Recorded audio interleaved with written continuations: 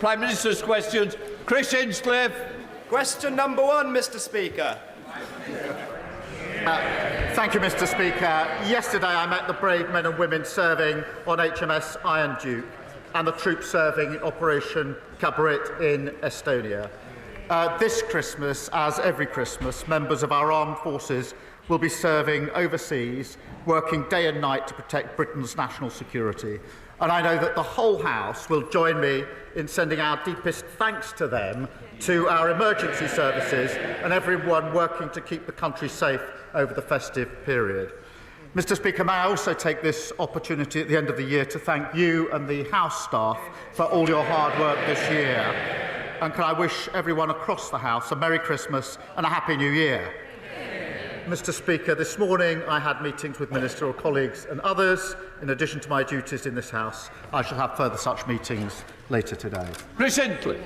Thank you, Mr. Speaker, and may I associate myself with the Prime Minister's remarks.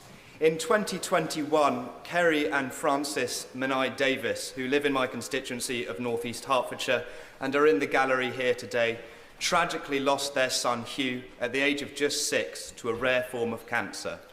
Now they are courageously campaigning to ensure that every parent who must leave work to look after a sick child in hospital gets the financial support that they need from day one. Will the Prime Minister meet with them and me to discuss implementing Hugh's law and giving their son a legacy that improves the lives of families at the most difficult time imaginable? Mr. Speaker, can I pay tribute to Kerry and Francis? It is a heartbreaking case and commend them for their campaign on behalf of other families. I know the Minister for Social Security and Disability met the family yesterday, but no parent should endure losing their child to cancer, particularly at such a young age. We are investing £1.5 billion for new surgical hubs and scanners, £70 million for new radiotherapy machines, and we will set out our next steps on the Children and Young People Cancer Task Force shortly. We now come to the Leader of the Opposition, Kemi Badenoch.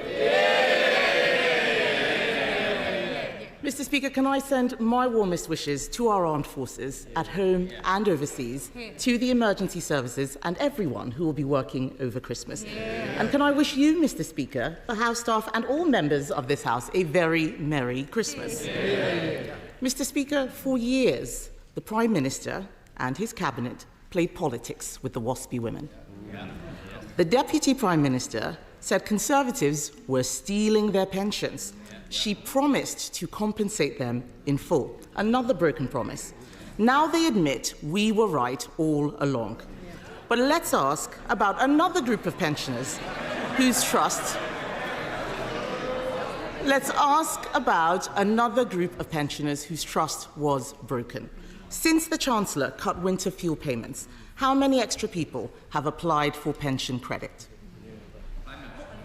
Mr. Speaker, the number one job of this government was to put the finances back in order after the last government lost control. They left a £22 billion black hole and we had to take tough choices. We made sure the most vulnerable pensioners do get the winter fuel payment, and we have been encouraging and driving up eligibility for pension credit, so saying up to their entitlement. And she should join that campaign. But, Mr. Speaker, here's the difference. Because we've stabilised the economy, we can commit to the triple lock. That means that next April, pensioners get another £470. But here's the difference, because 2 weeks ago, the Shadow Chancellor said the triple lock is unsustainable, their position. So pensioners would lose out under the Tories yet again. Mr. Speaker, he didn't answer the question because he doesn't know the answer. There are 850,000 eligible pensioners not claiming pension credit. If they sign up, that will cost the Treasury £2.3 billion, wiping out the savings that the Chancellor claimed she would make. Before the election, his Chief Secretary told the public they had no plans to cut winter fuel. But they did have plans, didn't they? Age UK say cutting the winter fuel payment with very little notice will potentially jeopardise the health and finances of millions of older people. Does he agree with Age UK that this is the last thing both pensioners and the NHS need? Mr. Speaker, we've been driving up with a campaign for pension credit. It's important that everybody who's entitled to it claims that pension credit. And she shouldn't claim as some great victory the record of their government that people haven't signed up. We're the ones with the campaign. They should be supporting it. But because of the triple lock, pensions will be going up by £470 next April. She hasn't answered the question. Her shadow chancellor says the triple lock is unsustainable. So she needs to explain how pensioners will be worse off under a Tory government. It is Prime Minister's questions. Kemi Badenoch. Mr. Speaker, we protected the triple lock during all our time in government. Meanwhile, energy bills are increasing, despite his promise to cut them by £300. In Scotland, his party leader wants to restore the winter fuel payments. Across England, councils are scrabbling together funds for struggling pensioners. The tragic reality this Christmas is pensioners will suffer and may even die as a result of this cruel policy. Did the Chancellor consider the impact on councils and on the NHS, or does she just not know what she's doing? The Household Support Fund was set out in the budget. She knows that. We're pushing up pension credit. But she now says they are committed to the triple lock. Her shadow chancellor says they're not, that it's unsustainable. Maybe over a sandwich or a steak they could sort it out and come back and tell us what their policy actually is. Kemi Badenoch. Mr. Speaker, the Prime Minister needs to misrepresent me to make his point. I don't need to misrepresent him to make my point. Yes.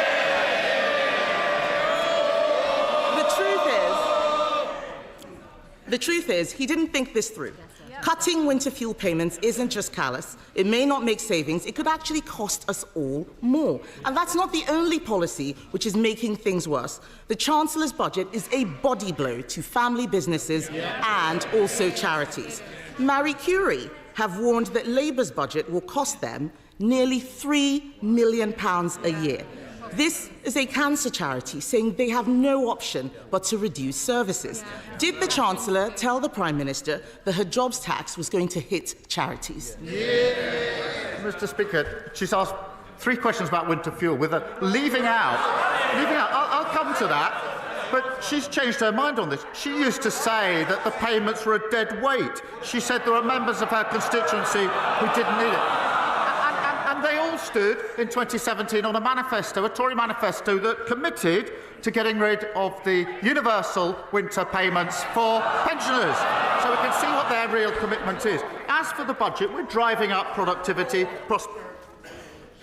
I don't want to have to ring your mother. Prime Minister.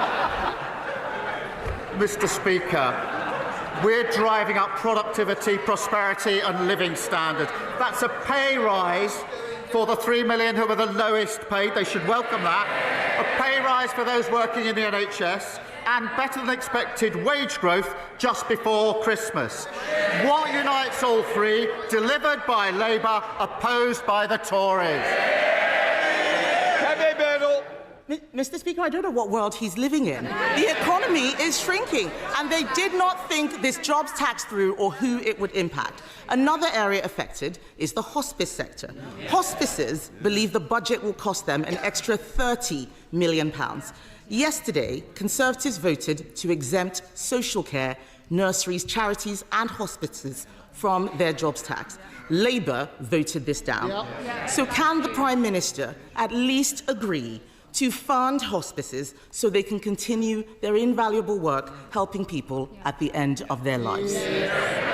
Mr. Speaker, we put a record amount into the NHS in the budget to deal with the problem that they left, and we'll set out the funding arrangements for hospices in the new year. But it's the same old, same old.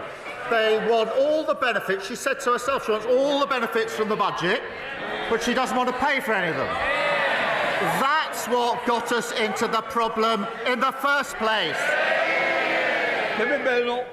Mr. Speaker, I did not hear a commitment there to help hospices, which is a shame. The truth is, this winter, people will be suffering because of his choices. The economy is shrinking, inflation is going up, and jobs are being lost because of his budget. Pensioners won't be able to heat their homes because of his government's decisions. They raised people's hopes but then smashed them with broken promises. And now we learn that he is about to give away our hard-won Brexit freedoms. Yeah. Mr. Speaker,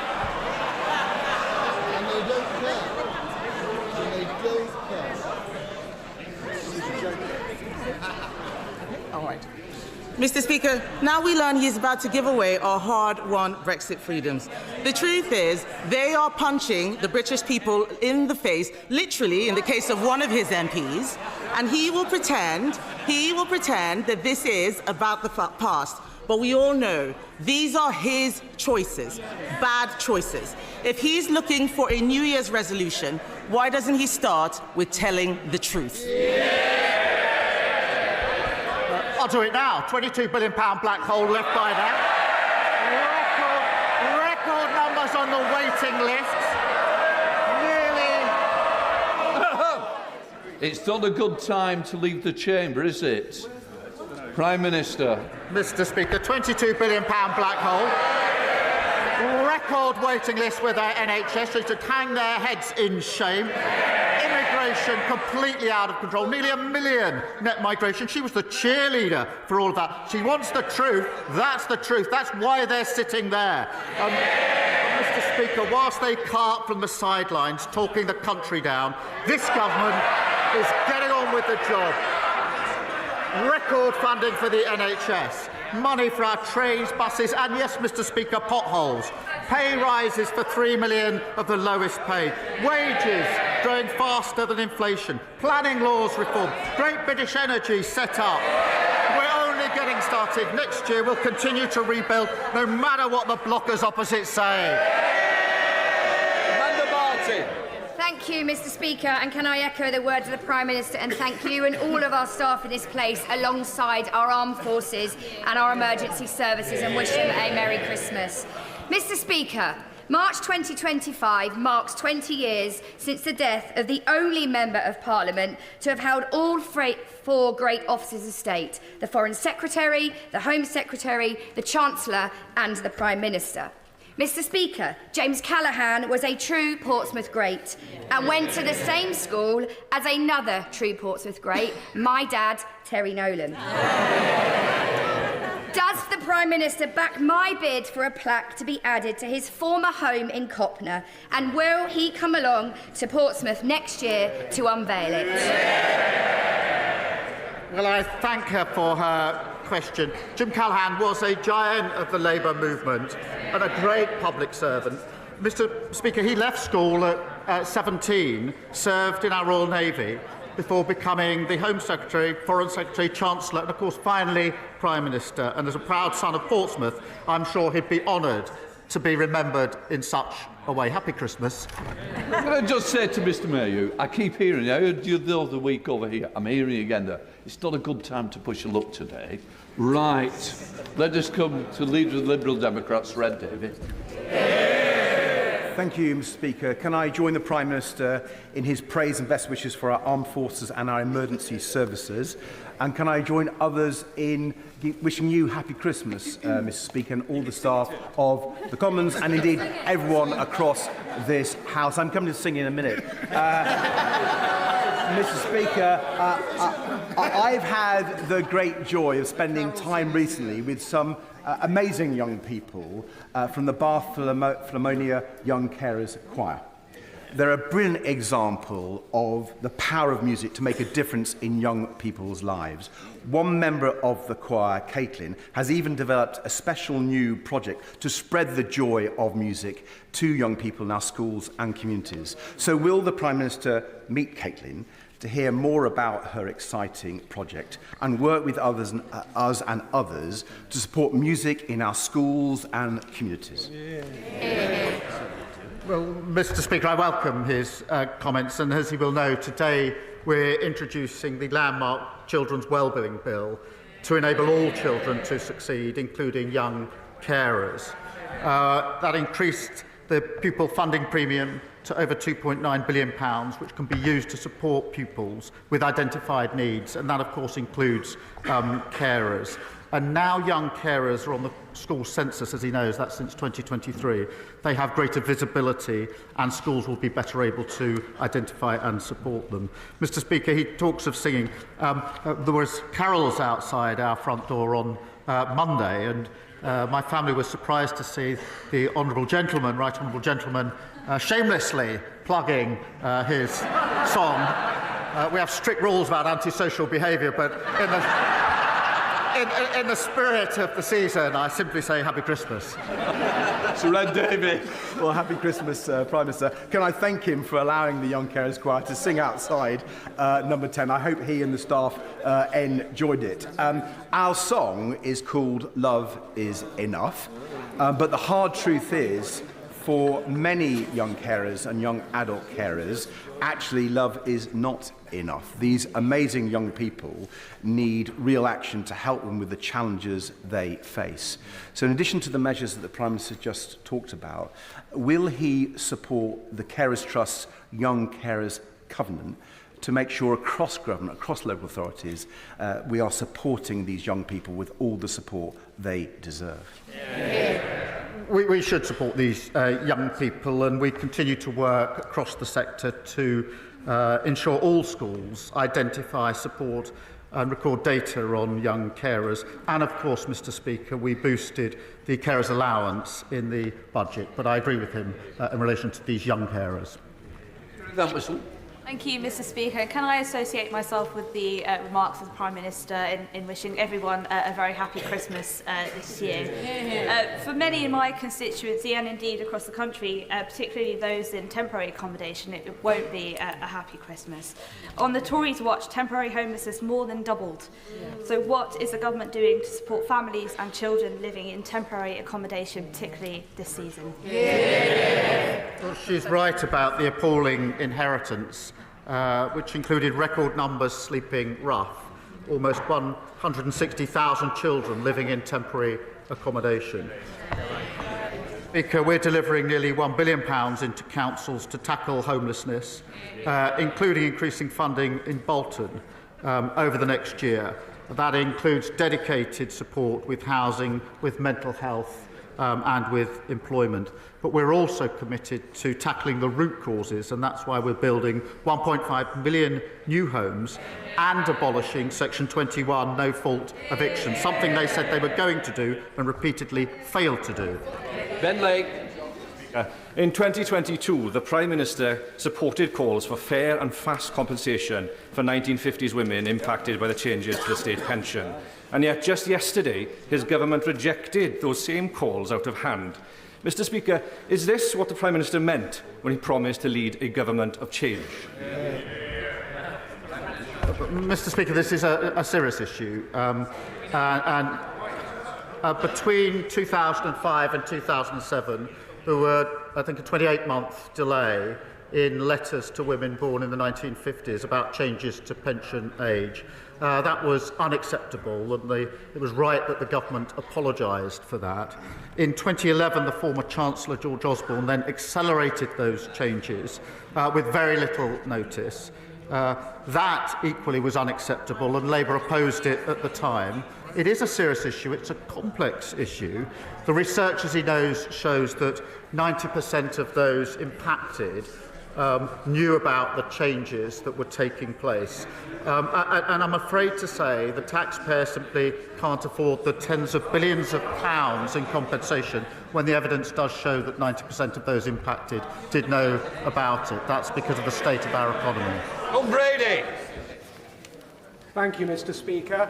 Recent data shows that almost 11,000 Scots have been waiting for hospital treatment for over 2 years after referral. The equivalent number in England is around 113. Would the Prime Minister agree with me that this shows the catastrophic damage the SNP government have done to the Scottish NHS? Well, he's right when he says the SNP is letting down patients in Scotland. As the Scottish Auditor General says, greater leadership is needed in the Scottish NHS. Waiting list targets are being missed. Spending on agency staff is skyrocketing. And delays to patient discharge are hitting record levels. They seem to be proud of that appalling record. We've provided the money, they've got the powers, they've run out of excuses. Blake Stevenson. Thank you, Mr. Speaker. Since the summer, thousands of commuters using Harlington and Flitwick stations have had to put up with nearly 8% of trains being cancelled in the evening peak, and nearly a third of trains that do arrive are more than 5 minutes late. Is it a mere coincidence, Mr. Speaker, that such poor performance follows this government's decision to pay off their union backers with no strings attached? The trains and all travel was in an appalling state under the last government. We're clearing that up and fixing it, and he should be welcoming that. Ian Byrne. Thank you, Mr. Speaker. The Parliamentary Ombudsman concluded that an injustice was done to 1950s born women. It ruled that they are owed compensation and asked Parliament intervened to deliver justice. In my constituency of Liverpool, West Derby, I have more than 5,000 women affected. And alongside a great many members in this House, I believe these women are owed compensation for the injustice done to them at the hands of the state. So will the Prime Minister give members the opportunity to vote on whether they believe Wasby women are owed compensation? Well, Mr. Speaker, I've just set out the factual background and the percentage that knew about the change. And the simple fact of the matter is, in the current economic circumstances, the taxpayer can't bear the burden of tens of billions of pounds in compensation. Well, they're chuntering away. In 14 years, they accelerated the changes and not once spoke about compensation. Rebecca Smith. Thank you, Mr. Speaker. My constituents, Caroline and Savannah, are just two of thousands across Devon, Cornwall and beyond who are living with postural tachycardia syndrome and have been unable to access adequate treatment since the retirement of the only consultant available to work with them in July. What action can the Prime Minister take to help me secure the treatment that my constituents need, and will he agree to meet with me and them to discuss the treatment of POTS in more detail? Well, I thank her for raising this important issue on behalf of her constituents. It does underline the critical importance of the NHS workforce plan that we will deliver next summer to ensure that the export workforce is in place to get the NHS back on its feet. I am proud that we're investing an additional £22.6 billion to fix our NHS, and I will, of course, make sure she gets a meeting with the relevant minister to deal with the issues of concern to her constituents. Jodie Gosling. Thank you, Mr. Speaker, and a very Merry Christmas. May I associate myself with the comments of the Prime Minister and my gratitude to all of those that serve our communities over Christmas. I'd like to give special credit to foster carers in Nuneaton and across the UK for the incredibly important role that they play. We know that their care transforms lives, but the foster carers in Nuneaton tell me that there simply isn't the support that there used to be, and over 17% of children are waiting over 4 years for care. Recently, I was made aware of one child who had had 9 home placements before the end of Key Stage 1. Can the Prime Minister ensure that there will be a robust system to provide consistent and swift care when needed? Well, I'm grateful to her for raising this issue because, Mr. Speaker, every single child deserves the best start in life, and there are far too many shocking cases of children being let down. The Children's Wellbeing and Schools Bill is being introduced today, and that does put children's interests at the heart of government policy, and I hope it will be supported across the House. Thank you, Mr. Speaker. Labour promised not to raise taxes on working people, but farmers are some of the hardest working people that I know. Peter Douglas from Jedburgh has looked at the details of this policy, and he says Labour's inheritance tax increase will prevent him passing on his family farm to his son and daughter. They say Labour have betrayed them. They can't trust the Prime Minister to keep his words. They've got a point, haven't they? if he would kindly pass the details of the individual case he's raised to my team, we will look into it. As he knows, we put a record £5 billion into farming over the next 2 years in the budget. Just 2 weeks ago, £350 million was put in to support farmers. That contrasts with the £300 million underspend of the last government on farming. And in a typical case, the threshold is £3 million, which means that the vast majority of farmers will be unaffected. But I'll look into the individual case that he's raised with me. Thank you, Mr. Speaker. I recently spoke to a man in Worksop whose son's arm was badly broken when he was knocked off his bicycle by an off-road biker speeding on the pavement. Dressed in black, no number plate, totally unidentifiable. The young boy no longer goes out to play. His experience isn't unique. What action is being taken to smash the bikes and put police back on our streets? Well, I'm glad she's raised this, because off-road bikes were a complete nuisance under the last government, got completely out of control.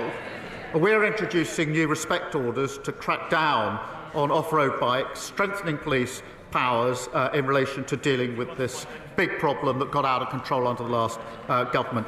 We will also deliver 13,000 more neighbourhood police to ensure that we keep control of our streets, something that was lost under the last government. Thank you. Thank you, Mr. Speaker. Last week, the Royal Borough of Windsor and Maidenhead announced plans to hike council tax by an unprecedented 25%. This would require the government's permission. Does he agree with me that this outrageous request should be rejected, that the borough might be a candidate for accelerated local government reorganisation, and my constituents should not be footing the bill for the persistent weak financial control and political failure locally? Well, thank him for raising this issue on behalf of his constituents. We are, as he knows, committed to fixing the foundations of local government and keeping taxes as low as possible for working people. The budget announced real terms increase for local government with over £4 billion of added funding. And so we will put that support in place, and he's right to raise this issue. Speaker Priestley. Thank you, Mr. Speaker.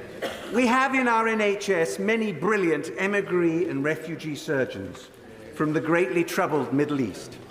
And I've been privileged to work alongside some of them, Iran, Iraq, and now, as we think, especially of Syria. What practical measures can the UK take to help ensure that Syria now has the best chance of becoming an open society and the second functional democracy in the region? Well, I thank him for drawing attention to the people of Syria and to the health workers of all backgrounds who do vital work in our NHS. The fall of Assad's brutal regime is to be welcomed and should be welcomed, but we must be cautious about what comes next. We've provided £50 million of extra support to vulnerable Syrians, and I've spoken to G7 leaders to work towards a Syrian government that respects international law, universal human rights, and protects all citizens across all sectors. Thank you, Mr. Speaker. Dave Dugan. Mr. Speaker, before the election, this Prime Minister said he would lower energy bills by £300. Since he took office, they've gone up by £149. He said he would protect the winter fuel payment, but now he's in power, he's stripped it off our pensioners. And he said he lined up for many photos with waspy women, saying he'd have their backs, and he's just betrayed them in the most scandalous way possible. This is now the defining characteristic of this one-trick phony Prime Minister who says one thing and does another. In Scotland, the SNP are 16 points ahead in the polls. Does he understand? Does he understand why the people of these islands, especially those of us in Scotland, treat him with such contempt? They used to ask those questions. They used to ask those questions from this sort of area with very many MPs not so long ago. That all changed in July, and he's now carping from right up there. We can hardly hear him. Debbie Abrahams. Thank you so much, Mr. Speaker. I'm sorry I couldn't hear you over the hubbub. First of all, can I wish you a very Merry Christmas, and all colleagues across the House a very Merry Christmas, and especially the House staff. And also, I associate myself with the remarks thanking emergency services and our armed forces for their service. Mr. Speaker, Christmas is a time for peace and goodwill. Given there are more conflicts now than at any time since World War II, and that all wars end with a peace, what is the Prime Minister's resolution to work with others for a more peaceful world in 2025? Well, Mr. Speaker, can I thank her for her question? And I'm sure colleagues across the House support the values of the Parliamentarians for Peace, which I know she is involved with, and their work to support human rights across the globe. And that is the sentiment, I think, that we take into this festive period. Thank you. Richard Ford. Thank you, Mr. Speaker. And it was good to hear that the Prime Minister visited British soldiers in Estonia yesterday before they have to spend Christmas away from their families. We would all like to see a lasting peace emerge for Ukraine in the new year, but Putin may take any deal brokered by Trump as a break in which to re-equip and rearm. What will his government do to deter Russia from restarting its imperial war of aggression following any peace deal?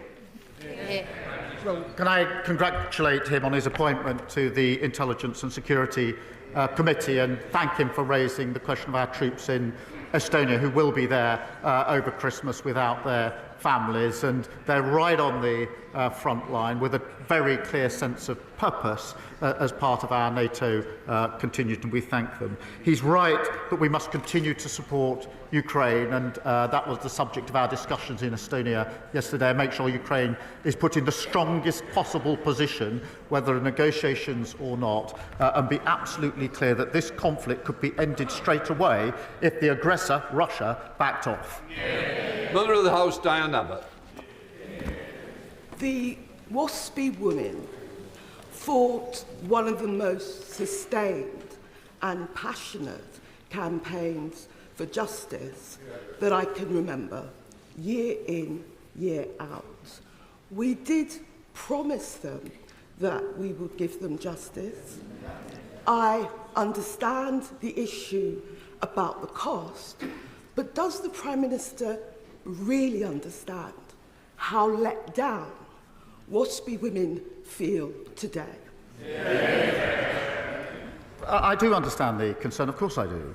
I set out the history, Mr. Speaker, but the research is clear that 90% of those impacted did know about the change. And in those circumstances, the taxpayer simply can't afford the burden of tens of billions of pounds of compensation. But I do understand the concerns. Will Forster. I know the Prime Minister is aware of the case of my constituent, Zara Sharif, who was brutally tortured and appallingly murdered by her father and her stepmother. I want Zara's legacy to be one where she's the last vulnerable child to be killed by people that should have looked after her. Will the Prime Minister ensure that an independent inquest and review is taken into Zara's death and it's held immediately in the new year so we can learn why public authorities failed, so we can ensure that it never happens again? He rightly raises this absolutely harrowing case, and it is important that all the lessons are learned. There is an independent process going on, but we must be clear about overhauling children's social care to keep young people safe and looking again about the framework for homeschooling, amongst other things. So we need to learn those lessons. We are taking steps. There is a process going on at the moment, and I'll update the House in due course. Alan Strickland. Thank you, Mr. Speaker. Can I thank the Prime Minister for the leadership he has shown in securing the £500 million deal to secure the future of the Hitachi rail factory in my constituency. A factory left in the lurch by the party opposite for years. And does he agree, will he agree with me that what we also need is a long-term plan for our proud high-tech rail manufacturing to drag it out of the mire it was left in by the Tories? Thank you for that question. They really shouldn't groan. I went up to the Hitachi factory earlier this year before the election. The workforce were extremely anxious about the situation because they feared that there would be a gap between contracts. This is a gap this may mean people aren't going to get laid off, and he's chuntering from a sitting position, unable to understand the impact on working people. Mr. Speaker, the workforce were extremely anxious about the situation when I saw them, because they knew if their colleagues were laid off, then that would be bad for their colleagues in their community, and it would mean that they might go and get other jobs and not be able to come back if there was a new contract. I said then that I would do everything I could to ensure that we filled that gap, and I'm very pleased that just the other week we were able to say that there's a contract, and I went back up there to speak to the same workforce, and I can say they were very pleased that they don't now have those anxieties. They should be ashamed of their chuntering. Final question, Dr. Luke Evans. Thank you, Mr. Speaker. As it's Christmas, will the Prime Minister join me in congratulating Chris Middleton, who wrote a charity song to support Age UK, which has already raised £10,000? What's even better is it's likely to beat the leader of the Lib Dems and his single to #1 this year, proving yet again that the Lib Dems can't win. Something I hope we can both agree on.